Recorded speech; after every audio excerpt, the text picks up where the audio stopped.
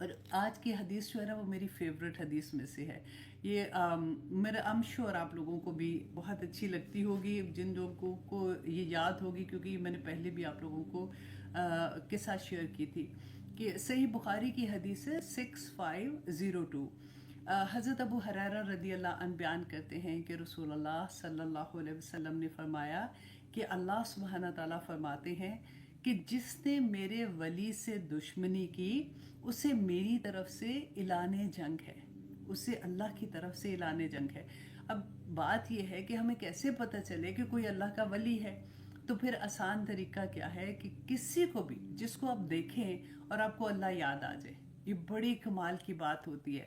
کسی آپ کو اچانک اندر سے وہ فیلنگ ہوتی ہیں، کسی کو دیکھ کے آپ کو اللہ یاد آ جائے، اس کے ساتھ تو بالکل کوئی ایسی بات نہ کرنا، کیونکہ اللہ سبحانہ تعالیٰ آ جائیں گے اعلان جنگ اللہ سبحانہ تعالیٰ کی طرف سے. ویسے تو ہمیں کسی کے ساتھ کچھ نہیں کرنا چاہیے، لیکن خاص طور پہ اللہ سبحانہ تعالیٰ نے یہاں پہ جو فرمایا کہ میرا بندہ جن جن باتوں سے، جن جن عبادتوں سے میرا قرب حاصل کرتا ہے، کوئی عبادت مجھے اس سے زیادہ پسند نہیں جو میں نے اس پر فرض کی ہیں. اور فرض کیا ہے؟ فرض نماز ہے، فار ایگزامپل روزہ ہے، زکوٰۃ ہے، حج ہے، جو بھی ساری کی ساری فرض عبادت جو ہے اللہ سبحانہ تعالیٰ فرماتے ہیں مجھے اس سے زیادہ کوئی چیز پسند نہیں ہے، ٹھیک ہے، جو میں نے اس پر فرض کی ہیں. اور میرا بندہ فرض ادا کرنے کے بعد نفل عبادتیں کر کے میرے اتنے قریب ہو جاتا ہے. اب نفلی عبادت میں آپ یہ دیکھیے، ضروری نہیں کہ آپ نے مطلب جیسے آپ نے 10 نفل پڑھ لیے، 20 نفل پڑھ لیے، وہ آپ کی پوری زندگی میں آپ جو بھی نیکی کا کام کرتے ہیں نا، آپ کی نیت ہوتی ہے، آپ اللہ سبحانہ تعالیٰ کے احکامات کے مطابق اپنی زندگی گزارنے کی کوشش کرتے ہیں، تو آپ کی وہ ساری کی ساری نفلی عبادت ہو جاتی ہے نا. آپ کسی کی مدد کرتے ہیں، کسی کو صدقہ دیتے ہیں، کوئی بھی نیکی کا کام آپ کرتے ہیں تو آپ کی نفلی عبادت ہو جاتی ہے. تو اللہ سبحانہ تعالیٰ فرماتے ہیں کہ جب میرا بندہ فرض ادا کرنے کے بعد وہ نفلی عبادت کرتا ہے نا، تو وہ میرے اتنے قریب ہو جاتا ہے کہ میں اس سے محبت کرنے لگتا ہوں. ہم کتنی دعا مانگتے ہیں، اللہم انی اسالک حبک و حب من یحبک و حب عمل یقربنی الی حبک. تو اللہ سبحانہ تعالیٰ نے تو طریقہ بتا دیا نا کہ پھر اللہ سبحانہ تعالیٰ فرماتے ہیں کہ میں اس سے محبت کرنے لگتا ہوں. اور جب میں اس سے محبت کرنے لگتا ہوں تو میں اس کا کان بن جاتا ہوں جس سے وہ سنتا ہے، میں اس کی آنکھ بن جاتا ہوں جس سے وہ دیکھتا ہے، میں اس کا ہاتھ بن جاتا ہوں جس سے وہ پکڑتا ہے، میں اس کا پاؤں بن جاتا ہوں اللہ اکبر جس سے وہ چلتا ہے. اور پھر اگر وہ مجھ سے مانگتا ہے تو میں اس کو عطا کرتا ہوں. اگر وہ کسی دشمن سے میری پناہ میں میری مدد طلب کرتا ہے تو میں اسے اس سے محفوظ رکھتا ہوں. اور مجھے کسی کام میں اتنا تردد نہیں ہوتا. اللہ سبحانہ تعالیٰ فرما رہے ہیں کہ مجھے کسی کام میں اتنا تردد مینس کہ مجھے کوئی کام اتنا کرنا اچھا نہیں لگتا، جیسے ہم کہتے ہیں نا تردد نہیں ہوتا جتنا کہ مجھے اپنے مومن بندے کی جان نکالتے ہوئے ہوتا ہے. اللہ اکبر. کیونکہ وہ جو بندہ ہوتا ہے نا، وہ اس کو یہ نہیں کہ اس کو موت پسند نہیں ہے، اس لیے کہ وہ موت کی سختی اس کو مشکل لگتی ہے. تو اللہ سبحانہ تعالیٰ فرماتے ہیں کہ مجھے اتنی سی تکلیف دیتے ہوئے بھی اچھا نہیں لگتا. اور دیکھیں یہ جو کہا نا میں اس کے کان بن جاتا ہوں، آنکھ بن جاتا ہوں، تو یہ ایک ٹیسٹ ہے جو آپ نے کرنا ہے کہ کیا میرا اللہ سبحانہ تعالیٰ مجھ سے محبت کرتے ہیں کہ نہیں کرتے. اللہ سبحانہ تعالیٰ اب میں اس لیول پہ آئی ہوں کہ نہیں آئی ہوں، کیونکہ آنکھ بن جانے کا مطلب ہے کہ بندہ وہ چیز دیکھ ہی نہیں سکتا، کوئی گناہ والی چیز نہیں دیکھ سکتا جو اللہ کو پسند نہیں. تو اگر آپ نہیں دیکھتے نا، کئی دفعہ ہوتا ہے کہ آگے بھی آ جاتی ہے تو ایک دم سے آپ گزار دیتے ہو، اور نہ صرف گزارتے آپ کے دل میں سے وہ نکلتا ہے کہ او مائی گاڈ نہیں، آئی ڈونٹ وانٹ ٹو سی. اگر آپ کا سب سے بڑی بات ہے آپ کے پاؤں ایسی جگہ پہ نہیں جاتے جہاں پہ اللہ کی نافرمانی ہو رہی ہے، اور اگر آپ ابھی بھی جا رہے ہیں نا ایسی جگہ پہ، تو پھر سوچیں نا کہ ابھی میرا وہ لیول تو نہیں آیا کہ میں تو وہ ابھی کر رہی ہوں. میں کتنی دفعہ آپ کو یہ ایک بات بتاتی ہوں، تھوڑی مشکل لگتی ہے لوگوں کو کہ جیسے مہندیوں پہ جانا، ایسی مہندی دیکھیں جہاں پہ عورتیں اکٹھی ہوتی ہیں نا، سارے مل کے خوشیاں منا رہے ہوتے ہیں، ڈھولکی بجاتے ہیں یا کچھ بھی جو بھی اس طرح کے وہ سانگز ان کے ہوتے ہیں جو خوشی کے ہوتے ہیں وہ کرتے ہیں، اس میں کوئی گناہ نہیں ہے، اس میں بلکہ انکریج کرتے ہیں کیونکہ رسول اللہ کی حدیث بھی ہے. لیکن جہاں پہ غیر محرم کے ساتھ مل کے، جیسے مرد اور عورتیں اکٹھے ہو کے، آج کل تو مہندیاں شادیاں ایسی ہو گئی ہیں کہ عورت دلہا دلہن بھی انٹر ہوتے ہیں تو سب سے پہلے دلہا دلہن کا ڈانس ہوتا ہے، پھر ان کے ماں باپ کے ڈانس ہوتے ہیں، پھر یہ سارا کچھ ہوتا ہے. تو یہ ساری خرافات جو ہوتی ہیں، آپ سوچیں کہ پھر آپ اس لیول پہ بھی نہیں ہیں. ہمیں یہ ٹیسٹ اللہ سبحانہ تعالیٰ نے ہی دیے ہیں کہ آپ دیکھیں کہ وہ بندہ ایسی جگہ پہ جا ہی نہیں سکتا، اور اگر ہم جا رہے ہیں تو پھر ابھی ہمیں اور کوشش کرنی ہے. بس ٹھیک ہے نا، اتنی سی بات ہے. وہ کوئی بات ایسی نہیں سن سکتا، کوئی ایسی بات جو اللہ کے احکامات کے خلاف ہے.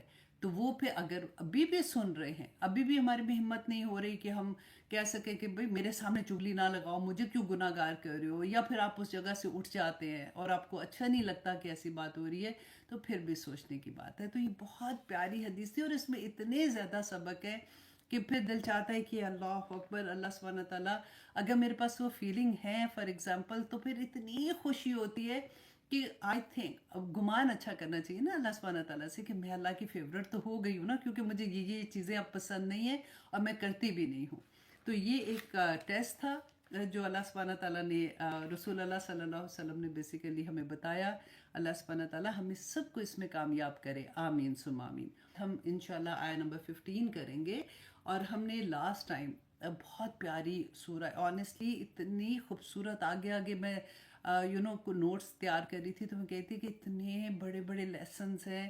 وہی کہتے ہیں نا کہ اگر ایک آیا کی بھی سمجھ آ گئی تو زندگی پار ہو جائے گی. بالکل وہی بات ہے. ہم آیہ نمبر 13 اور 14 میں یہ پڑھ کے آئے ہیں کہ اللہ سبحانہ تعالیٰ نے فرمایا کہ قیامت کے دن جو ہمارے نامہ اعمال ہیں، یہ کرامن کاتبین ہیں نا جو لکھ رہے ہیں، تو جس وقت بندہ فوت ہوتا ہے نا تو اللہ سبحانہ تعالیٰ فرماتے ہیں وہ سارے کے سارے نامہ اعمال اکٹھے ہو کے اس کی گردن کے ساتھ، جیسے میں نے ایگزامپل دیا تھا کہ جیسے چپ لگا دیتے نا چھوٹی سی، بالکل وہی حال ہوگا کہ گردن کے ساتھ چپکا دیتے. اور جب قیامت کے دن اس کو اللہ سبحانہ تعالیٰ فرمائیں اس کو نشر کریں گے، جیسے خبریں نشر ہوتی ہیں، ڈرامے نشر ہوتے ہیں نا، اسی طرح سے ہمارا پورا نامہ اعمال زندگی کا سب کے سامنے کھل جائے گا. اور اللہ سبحانہ تعالیٰ فرماتے ہیں کہ کہا جائے گا کہ اقرا کتابک، کہ تو پڑھ اپنی کتاب کو، کہ تو خود ہی کافی ہے اپنی کتاب کو پڑھنے کے لیے اور اپنا حساب خود لینے کے لیے. کیونکہ ہم کہتے ہیں نا اللہ سبحانہ تعالیٰ کے سامنے حساب دینا پڑے گا. تو اللہ سبحانہ تعالیٰ اس میں فرماتے ہیں کہ وہ کہیں گے اللہ سبحانہ تعالیٰ کہ تو خود ہی کافی ہے اس سے حساب لینے کے لیے. اور اگلی جو آیا ہے نا آیا نمبر 15، وہ اسی کی کنٹینیوشن ہے. اللہ سبحانہ تعالیٰ فرماتے ہیں من اہتدی، کہ جو ہدایت پائے فإنما یہتدی لنفسہ، تو اس نے اپنی ہی نفس کے لیے، اپنی جان کے لیے ہی ہدایت پائی ہے. ومن ضل، اور جو گمراہ ہوا فإنما یضل، تو بے شک یقیناً وہ گمراہ ہوا، وہ بھٹکا، علیہ اپنے ہی خلاف بھٹکا، کہ اس کو کسی اور کو اس کا فائدہ یا نقصان نہیں ہے. اگر وہ غلط کام کرتا ہے تو بندے کو سوچنا چاہیے کہ کسی کے پیچھے لگ کے اپنی عاقبت کیوں خراب کر رہا ہے. وہ یہ سوچتا ہے کہ اچھا چلو جی سارے ہی کر رہے ہیں تو میں کیا کروں، چلو میں کر لیتی ہوں. اگر وہ سارے کر رہے ہیں تو ان کا وبال ان کے اوپر پڑے گا نا، ہم کیوں اس کے اندر شامل ہوں. بیسیکلی یہاں پہ یہی بتایا جا رہا ہے. اور اللہ سبحانہ تعالیٰ فرماتے ہیں وَلَا تَزِرُ وَازِرَةٌ وِزْرَ أُخْرَى، کہ کوئی بوجھ اٹھانے والی کسی اور کا بوجھ نہیں اٹھائے گی. اللہ اکبر.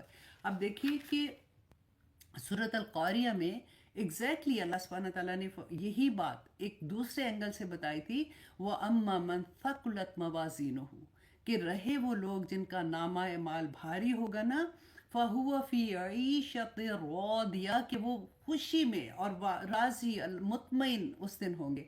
فَأَمَّا مَنْ خَفَّتْ مَوَازِينُهُ، اور وہ لوگ جن کا نامہ اعمال خفت مطلب کم ہوگا، ہلکا ہوگا نا، تو فَأُمُّهُ هَاوِيَةٌ. اللہ اکبر. تو اس کا ٹھکانہ، امو کہتے ہیں نا ماں کو، کیونکہ ماں کی گود میں بچہ آ کے پناہ مانگتا ہے. تو اللہ سبحانہ تعالیٰ نے یہاں فرمایا کہ فَأُمُّهُ، اس کی ماں، اس کا ٹھکانہ جو ہے ہاویہ، وہ ہاویہ ہوگی. और फिर खुद ही से अल्लाह सुब्हानहू व तआला ने फरमाया मादरा का माहिया, तुझे क्या मालूम कि वो हाविया क्या है, नारुन हामिया, कि वो एक दहकती हुई आग होगी जिसका नामा माल कम होगा। और फिर इसी चीज़ को अल्लाह सुब्हानहू व तआला ने बयान किया जो अभी हम पढ़ रहे हैं ना, कि जो जो नेक काम करेगा उसके अपने लिए है, जो बुराई करेगा उसके अपने लिए है। और उस दिन देखे, जिस दिन क़यामत का दिन होगा, जिस वक़्त कब्रों से निकाले जाएंगे और उस वक़्त इंसान अपने अमाल के हिसाब से कब्रों से निकलेगा।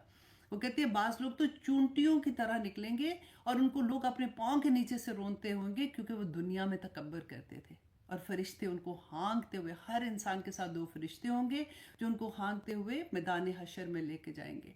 और अल्लाह सुब्हानहू तआला ने फरमाया कि उस वक्त, जिस वक्त वो मैदान हशर में होंगे, क्योंकि हम कहते हैं ना, क्योंकि दुनिया होती है ना, तो दुनिया में क्या होता है कि आपने सुना होगा कि जेल में अगर कोई बात होती है तो कहते हैं गरीब लोग बेचारे जेलों में फंसे पड़े हुए हैं, और बड़े बड़े लोगों के जो जराइम होते हैं उसकी जगह पे वो अपने नौकरों को या अपने कमी जो उनके काम करने वाले होते हैं उनको वो फंसा देते हैं, और वो खुद बरी रहते हैं अपनी बुराइयां करने के बाद, तो कोई ना कोई किसी और के ऊपर बोझ डाल देते हैं।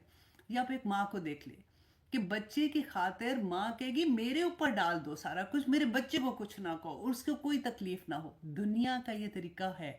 तो अल्लाह सुब्हानहू व तआला ने क्या फरमा कि क़यामत के दिन क्या होगा। सूरत आबसा आयत नंबर 34, अल्लाह सुब्हानहू व तआला फरमाते हैं यौम यफिरुल मरउ मिन अखी, कि वो दिन यौमा, जिस दिन यफिरु भागेगा, मरो आदमी, मिन अखी अपने भाई से, व उम्मी ही व अबी, ये सारे वो रिश्ते हैं जो जान से भी प्यारे होते हैं।